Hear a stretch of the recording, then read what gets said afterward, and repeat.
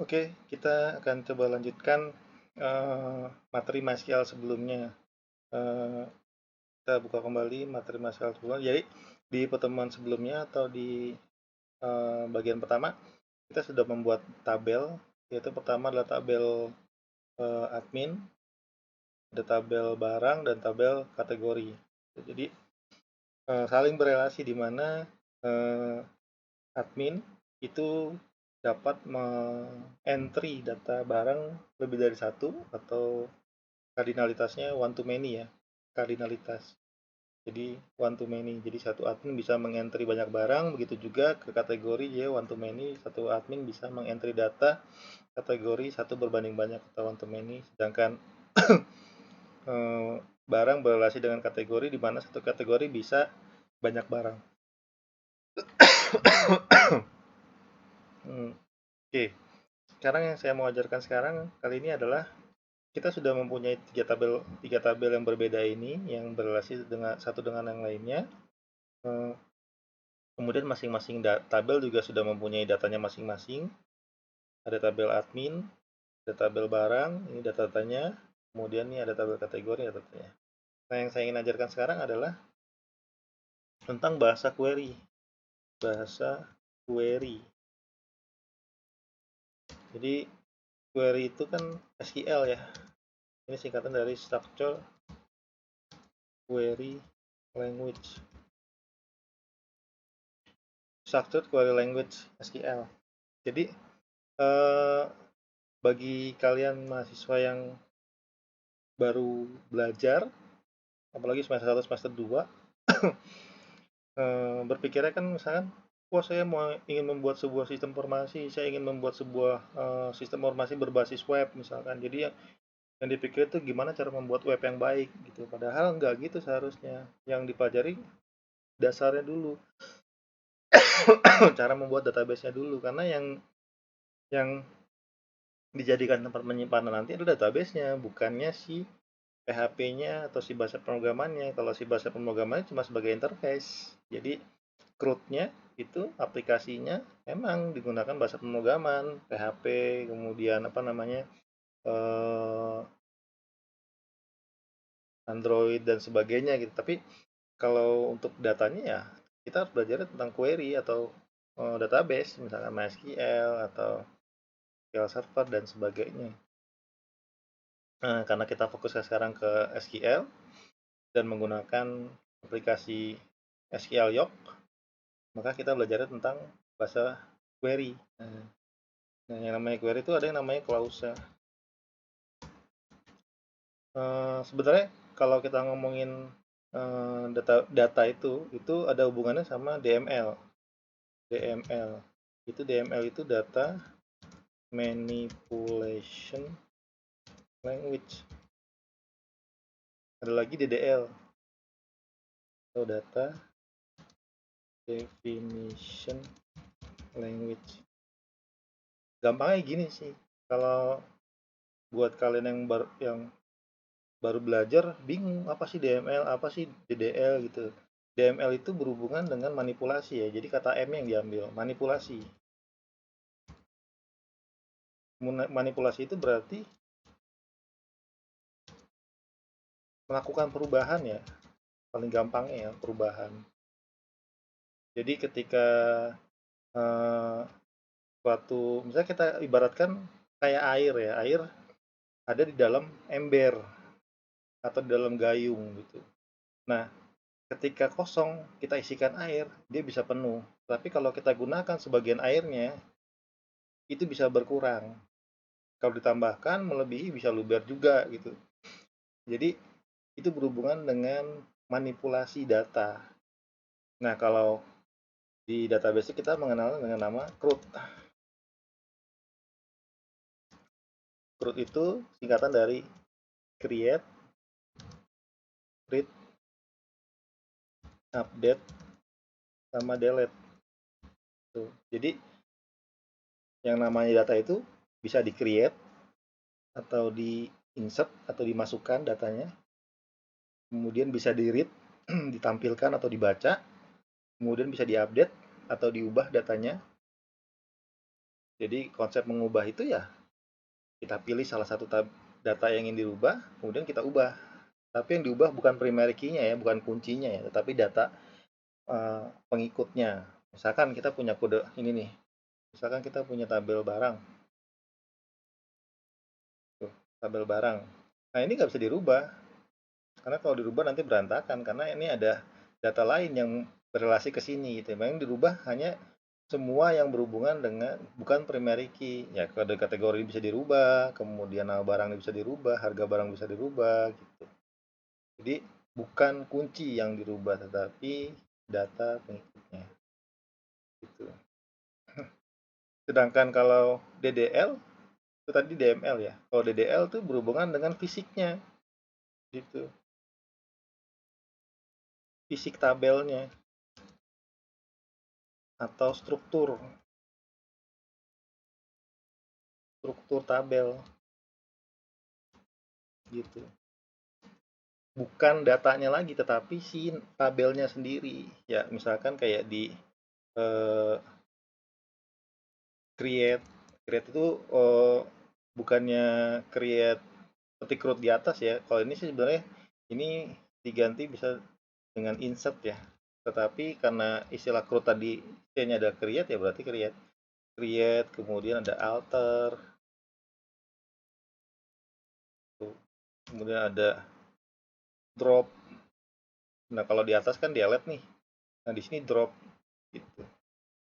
Create, kemudian alter dan sebagainya gitu yang berhubungan dengan tabel. Yang namanya tabel tuh bisa ditambahkan field-nya atau kolomnya, bisa dirubah field-nya atau kolomnya, bisa dihapus, macam-macam ya. Ini kayak di sini nih. Gitu, klik kanan, kemudian more operation-nya tuh ada di rename, ada di truncat, ada di drop, reorder, duplicate dan seterusnya. Ini berhubungan dengan DDL-nya gitu. Jadi kalau ditanya apa sih DML? Ya, DML itu data manipulation language atau bahasa yang digunakan untuk memanipulasi data gitu. Datanya yang dimanipulasi bisa di-create atau insert nih C-nya atau crud, kemudian ada read R-nya, update, delete. Kalau DDL ya berarti definisinya. Ini definisi ya, definition language. Jadi berhubungan dengan tabelnya sendiri gitu. Nah, yang sekarang kita bahas adalah DML-nya ya, DML. Nah, yang namanya bahasa query itu ada klausa. Klausa itu ada select, kemudian ada from, ada where, ada order by, ada limit dan seterusnya. Kalau lebih lengkapnya bisa searching di Google ya tentang klausa-klausa MySQL. Ya contoh kayak gini misalkan, saya punya data kayak gini nih, tabel barang nih.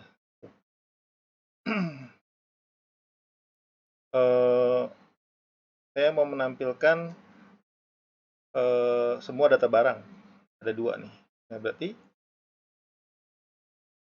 ini yang ditampilkan adalah nama field-nya. Tuh misalnya gini, select. Yang pertama adalah kode. Tapi biar gampang ininya diganti dulu from-nya dulu barang. Nah kita masukin kode. Nah itu muncul tuh, pakai shift enter ya. Kemudian koma, nama, kode underscore, pakai kontrol spasi ya, kontrol spasi, ada kode baru. Kemudian koma, NA, MA, kontrol spasi, ada nama barang. Kemudian koma, harga, kontrol spasi, barang, koma, ID, kontrol spasi, admin. Nah ini kalau dikasih titik koma di sini, terus ini dikasih titik koma ya, karena pemisah antara satu pernyataan dengan pernyataan lain adalah titik koma. Nah ini kalau diklik jadinya kayak gini. Tuh.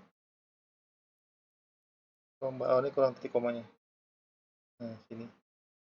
Tuh, sama nih. Ini kalau misalkan ini saya copy, saya cut, kemudian saya buat baru. Ini core editor, lalu taruh di sini, lalu jalankan, hasilnya sama. Nah, ini kalau disebutkan satu persatu. Kalau disebutkan satu persatu. Tapi kalau misalkan mau diwakili dengan sebuah simbol, bisa dengan simbol bintang. Select bintang from barang. Jalankan lagi dengan executed query, ya, hasil sama. Select bintang from barang. Nah, kalau cuma mau menampilkan eh, yang harga barangnya 100.000. Nah, berarti sini tambahkan where harga underscore sudah ada, tinggal di tab doang, sama dengan 102, enggak 100.000. Jalankan. Nah, itu cuma satu. Itu. Jadi kalau balik lagi ke atas nih, tutup lagi di sini, jalankan di sini. Nah, munculnya 2. Select all from barang nih artinya adalah tampilkan semua tabel, semua field dari tabel barang. Gitu. Tapi kalau misalnya dibuka, tambahannya where harga barang sama dengan 100.000. Yang harga barangnya sama dengan 100.000, jadi kalau dijalankan jadinya tinggal satu. Gitu. Where itu adalah kondisinya. Gitu. Tapi kalau misalkan mau diganti, kita balikin lagi ke sini. Nah, kita urutkan bisa nih.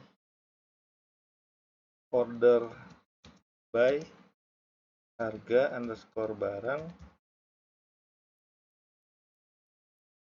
descending. Dari besar ke kecil. Kalau dijalanin, tuh, ini dulu, yang 200.000 dulu baru 100.000. Kalau diganti jadi ascending, kebalikannya,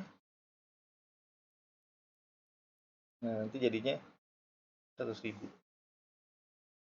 Nah, selanjutnya gimana nih kalau misalkan saya punya 3 data nih, ada admin, barang, sama kategori.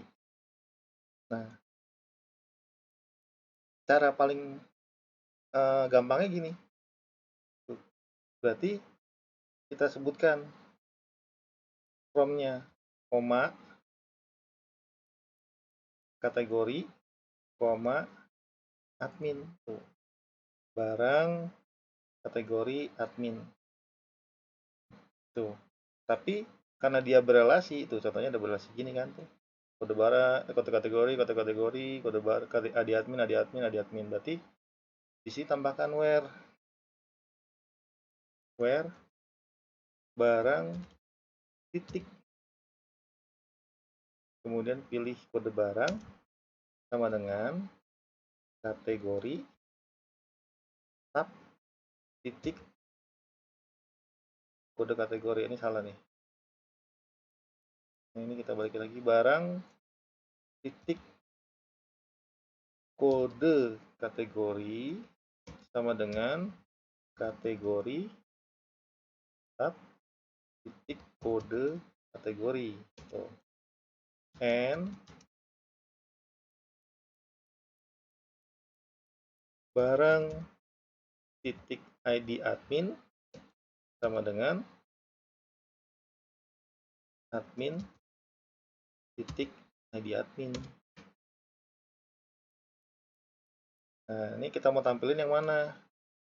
Misalkan, mana barang titik bintang, tuh semuanya tampilin, koma kategori titik bintang, kemudian terakhir admin titik bintang. Jalankan. Nah, setelah kayak gini tuh, itu semuanya dapat tuh. Ada kode barang, kode kategori, nama barang, harga barang, ID admin, kode kategori, nama kategori, ID admin. Nah, kalau gini kan banyak kan bingung ya. Misalkan saya mau cuma ambil ini kode barang, kemudian nama kategori, kemudian nama admin, kemudian nama barang, harga barang. Berarti di sini barang titik kode barang, koma barang titik nama barang, koma barang titik harga barang. Kemudian kategorinya kita ganti jadi kategori titik nama kategori, admin titik nama admin. Nah, kalau dijalannya nanti itu kayak gini doang tuh. Tuh. Ini adalah relasi untuk menampilkan data barang berdasarkan relasi antar tabel barang, kategori, dan admin. Nah, ini kebanyakan nih misalkan, ini bisa dibuat aliasnya. Kalau kita copy ininya, lalu kita bikin query baru di bawahnya, ini diganti nih. Barangnya jadi A, SA. Kategorinya jadi SB. Adminnya jadi SC. Nah, berarti semua yang berbau-bau barang itu diganti sama A, kemudian A. Ini juga barang A, barang A, barang A. Kemudian kategori jadinya B. Berarti ini kategori jadinya B. Kemudian kategori jadinya B. Admin jadinya C. Nah, ini jadinya C. Kemudian ini jadinya C. Kita jalankan kembali. Nah, hasil sama. Tidak jauh berbeda. Gitu. Jadi ada select, from, where, order by. Gitu. Tapi ada nih yang caranya yang lebih gampang lagi. Yang nggak harus ngetik seperti ini, tetapi ya yang namanya bikin atau belajar itu kita harus tahu gimana cara paling susahnya. Tapi cara paling gampangnya gini. Kita balik lagi ke sini tadi yang query builder tadi, atau kita ulang kembali di sini. New query builder. Tuh. Masukin tabelnya, yaitu tabel admin. Bukan query builder ya, salah. Tapi plus ya query builder. Masukin admin, kemudian barang klik 2 kali, kategori klik 2 kali. Kita rapikan kembali kode kategori, relasikan dengan kategori. Ini ID admin dengan ID admin, ID admin dengan ID admin. Nah, kita samakan yang tampil nih tadi. Kalau kayak gini lebih gampangnya, enaknya kayak gini tinggal. Kalau saya mau nampilin kode barang, lihat ya di sini. Ini masih kosong nih. Kode barang. Tuh. Kode kategori masukin jangan, nggak usah deh, langsung namanya aja misalkan. Oh ya udah, nama kategori itu. Di sini sudah muncul kode barang, nama kategori itu. Kemudian apalagi yang udah munculin? Oh, nama barang. Nama barang. Kemudian tuh nama barang. Klik 2 kali di sini, harga barang klik 2 kali. Ini. Terus terakhir nama admin. Tuh. Sudah. Nah, di sini di bawah sini tuh. Itu ada di baris nomor 2 atau di kolom nomor 2 itu ada copy query to new query tab. Tuh. Klik. Nah, nanti dia otomatis jadi kayak gini tuh. Tuh, select barang titik kode barang, kategori titik nama kategori, barang titik nama barang, barang harga barang, admin nama admin, from ini nama databasenya, DB toko, kemudian ini admin nama tabelnya, inner join itu berarti join tetapi dia patokannya lebih banyak di sebelah kiri. Tuh, inner join DB toko barang nih, inner join tuh barang on ID admin tuh, barang ke ID admin gitu, inner join. Kemudian inner join lagi kategori ke admin, kategori ID admin gitu. Jadi saya ulangi lagi, ini inner join admin inner join ke barang. Jadi admin inner join ke barang tuh, admin inner join ke barang yang relasinya adalah ID admin tuh. On, ID admin. Kemudian kategori itu inner join lagi sama barang, barang inner join sama kategori, ID admin sama ID admin. Oke, kalau sudah coba kita jalankan. Oh, hasilnya sama gitu. Jadi kalau ini tadi kita belajar cara susahnya, ini cara gampangnya. Ya, baik. Sampai di sini, selamat mencoba.